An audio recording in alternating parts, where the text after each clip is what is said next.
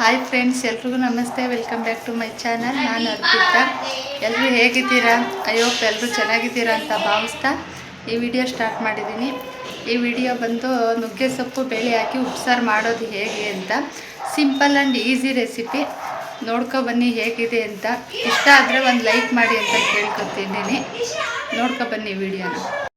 ನೋಡಿ, ಉಪ್ಸಾರು ಇದು ಕುಕ್ಕರಲ್ಲಾದ್ರೂ ಮಾಡ್ಕೊಬೋದು, ಇಲ್ಲ ತಪ್ಪಲೆಯಲ್ಲಿ ಇಟ್ಕೊಂಡು ಅದರಲ್ಲಾದ್ರೂ ಮಾಡ್ಕೊಬೋದು. ಒಂದು ಬೌಲಲ್ಲಿ ಒಂದು ಸ್ವಲ್ಪ ಬೇಳೆಕಾಳು ತೊಗೊಂಡಿದ್ದೀನಿ. ಇದು ಮನೆ ಬೇಳೆನೇ, ಮನೇಲಿ ಬೆಳೆದಿರೋ ಅಂಥದ್ದನ್ನೇ, ಹಂಗಾಗಿ ಪಾಲಿಶ್ ಮಾಡಿಸಿಲ್ಲ. ನೋಡಿ, ಈ ಥರ ಐತೆ ನಾಟಿದು. ಅದನ್ನು ಒಂದು ಬೌಲ್ ತಗೊಂಡು ತೊಳ್ಕೊಂಡು ಸ್ವಲ್ಪ ನೀರು ಹಾಕ್ಕೊಂಡಿದ್ದೀನಿ. ಒಂದು ಟೊಮೊಟೊ, ಸ್ಮಾಲ್ ಟೊಮೊಟೊ ಆದರೂ ಆಗುತ್ತೆ. ನಾನೊಂದು ಸ್ವಲ್ಪ ದೊಡ್ಡದಾಗೆ ಇತ್ತು ಟೊಮೊಟೊ, ಹಾಗಾಗಿ ತೊಳೆದ್ಬಿಟ್ಟು ಹಾಕಿದ್ದೀನಿ. ಕುಕ್ಕರ್ಗೆ ಹಾಕಿದ್ದೀನಿ. ಇದು ಮನೆ ಬೇಳೆ ಆಗಿರೋದ್ರಿಂದ 2 ವಿಸಲ್ ಹಾಕಿಸ್ತೀನಿ. ಯಾಕಂದರೆ ಇದು ಅಂಗಡಿ ಬೇಳೆ ಆದರೆ 1 ವಿಸಲ್ಗೆ ಬೇಗ ಬೆಂದೋಗ್ಬಿಡುತ್ತೆ. ಇದು ಮನೆ ಬೇಳೆ ಬೇಯಲ್ಲ, ಹಾಗಾಗಿ 2 ವಿಸಲ್ ಹಾಕಿದ್ದೀನಿ. ಅದ್ರ ಪಾಡ್ಗೆ ಆ ಕಡೆ ಸೈಡಲ್ಲಿ ಇನ್ನೊಂದು ಕಡೆ ಅದಕ್ಕೆ ಬೇಕಾದ ಖಾರನ, ಉಪ್ಸಾರು ಖಾರ ಅಂತೀವಿ, ಅದು ಯಾವ ರೀತಿ ರೆಡಿ ಮಾಡ್ಕೊಳ್ಳೋದು ನೋಡಿ. ಮೆಣಸಿನ್ಕಾಯಿ ತೊಗೊಂಡಿದ್ದೀನಿ ಒಂದು 5-6.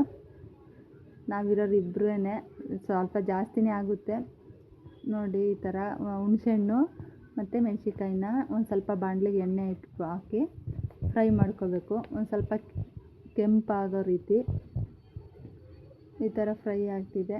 ಉಪ್ಸಾರು ಅಂದರೆ ಎಲ್ರಿಗೂ ಇಷ್ಟನೇ. ಸಿಂಪಲ್ ಆ್ಯಂಡ್ ಈಸಿ ರೆಸಿಪಿ, ಈಸಿಯಾಗಿ ಮಾಡ್ಬೋದು. ಇನ್ನೊಂದು ಕಡೆ ನೋಡಿ, ಅದು ಏನೇನು ಬೇಕು ಅಂದ್ಬಿಟ್ಟು ಎಲ್ಲ ರೆಡಿ ಮಾಡ್ಕೊಂಡಿದ್ದೀನಿ. ಇದು ವಿಸಲ್ ಆರಿತ್ತು ಅಂತ ಹೇಳ್ಬಿಟ್ಟು ವಿಸಲ್ ತೆಗ್ದು ಮಿಕ್ಸಿಗೆ ಹಾಕ್ಕೊಂಡಿದ್ದೀನಿ. ಅದನ್ನು ಮೆಣಸಿನ್ಕಾಯಿ, ಹುಣಸೆಹಣ್ಣು, ಕಾಯಿ, ಸ್ವಲ್ಪ ಮೆಣಸು, ಉಪ್ಪು, ಬೆಳ್ಳುಳ್ಳಿ, ಈ ಥರ ಅಷ್ಟು ಐಟಮ್ ಹಾಕ್ಕೊಂಡು ಕೊತ್ತಂಬರಿ ಸೊಪ್ಪು ಕುಕ್ಕರ್ ಒಳಗಡೆ ಹಾಕೊಳ್ಳೋದು. ಇದು ವಿಸಲ್ ಆರಿತ್ತು ಅಂತ ಹೇಳ್ಬಿಟ್ಟು ಟೊಮೊಟೊನ ಸಿಪ್ಪೆ ಅದು ತೆಗೆದುಬಿಟ್ಟು ಹಾಕ್ಕೊಳ್ಳೋದು. ಇನ್ನೊಂದು ಅರ್ಧನ ಸ್ವಲ್ಪ ಹಾಕತ್ತೀನಿ. ಮತ್ತು ಸಾಂಬಾರಿಗೂ ಅದು ಹಿಂಗೆ ಕಿವುಚಿದ್ರೆ ಟೇಸ್ಟ್ ಬರುತ್ತೆ ಅಂತ ಹೇಳ್ಬಿಟ್ಟು ಸಾಂಬಾರೊಳಗೂ ಸ್ವಲ್ಪ ಬಿಡ್ತೀನಿ ಟೊಮೊಟೊನ. ಜಾಸ್ತಿ ಏನಿಲ್ಲ, ಸಿಂಪಲ್ಲಾಗಿ ಮಾಡ್ಬೋದು, ಬೇಗನೆ ಆಗುತ್ತೆ.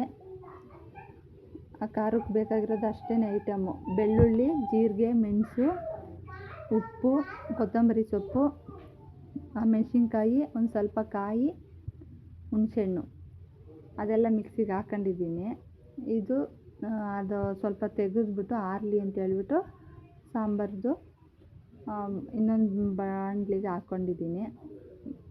ರುಬ್ಕೊಂಡಿದ್ನಲ್ಲ ಮೆಣಸಿನ್ಕಾಯಿನ, ಅದೇ ಬಾಣಲಿಗೆ. ಇನ್ನು ಕುಕ್ಕರಲ್ಲಿಂದ ತಪ್ಪಲಿಗೆ ಹಾಕ್ತಾಯಿದ್ದೀನಿ. ಇನ್ನು ಇದಕ್ಕೆ ಕಾಂಬಿನೇಷನ್ ಆಗಿ ನುಗ್ಗೆ ಸೊಪ್ಪು ಹಾಕೋಣ ಅಂತ ಹೇಳ್ಬಿಟ್ಟು ಬೇಳೆ ನುಗ್ಗೆ ಸೊಪ್ಪು ಹಾಕಿದ್ದೀನಿ. ಟೇಸ್ಟು ಚೆನ್ನಾಗಿರುತ್ತೆ ನೋಡಿ. ಇದನ್ನು ಸಣ್ಣದಾಗಿ ಉರಿ ಹಚ್ಚಿ ಬೇಯಕ್ಕೆ ಬಿಟ್ಟಿದ್ದೀನಿ. ಅದೊಂದು ಸ್ವಲ್ಪ ಮಳ್ಳ ಟೈಮಲ್ಲಿ ಸೊಪ್ಪೇನಿರುತ್ತೆ, ನುಗ್ಗೆ ಸೊಪ್ಪು ಬಿಡಿಸಿಟ್ಕೊಂಡಿರೋದು, ಅದನ್ನು ಬೇಯಿಸ್ತಾಯಿದ್ದೀನಿ, ಬೇಯಕ್ಕೆ ಹಾಕಿದ್ದೀನಿ. ಇದು ನೋಡಿ ಆರೈತೆ.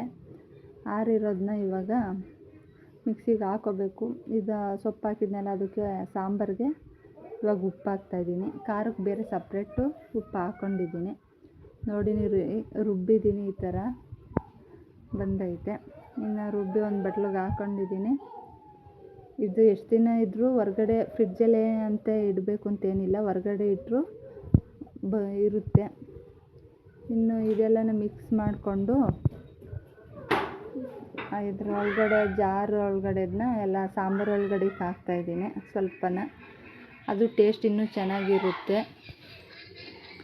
ಈ ನುಗ್ಗೆ ಸೊಪ್ಪು ಎಲ್ಲದಕ್ಕೂ ಒಳ್ಳೆಯದು, ಹೀಟು ಅಂತ ಹೇಳ್ತಾರೆ, ಆದರೂ ಆರೋಗ್ಯಕ್ಕೆ ತುಂಬ ಒಳ್ಳೆಯದು. ಉಪ್ಸಾರು ಬೇಳೆ ನುಗ್ಗೆ ಸೊಪ್ಪು ನೋಡಿ. ಫೈನಲಾಗಿ ಈ ಥರ ಐತೆ.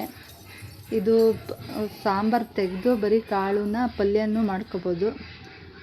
ಸಾಂಬಾರನ್ನ ಒಂದು ಕಡೆ ಬಸ್ಕೊಂಡು ಇನ್ನು ಮಿಕ್ಕಿದ ಕಾಳು ಸೊಪ್ಪನ್ನು ಮಾಮೂಲಿ ಎಲ್ಲ ರೀತಿ ಪಲ್ಯ ಮಾಡ್ತಿರಲ್ಲ, ಆ ಥರ ಮಾಡ್ಬೋದು. ಇಷ್ಟೇ ಉಪ್ಸಾರು. ಇಷ್ಟ ಆದರೆ ಲೈಕ್ ಮಾಡಿ.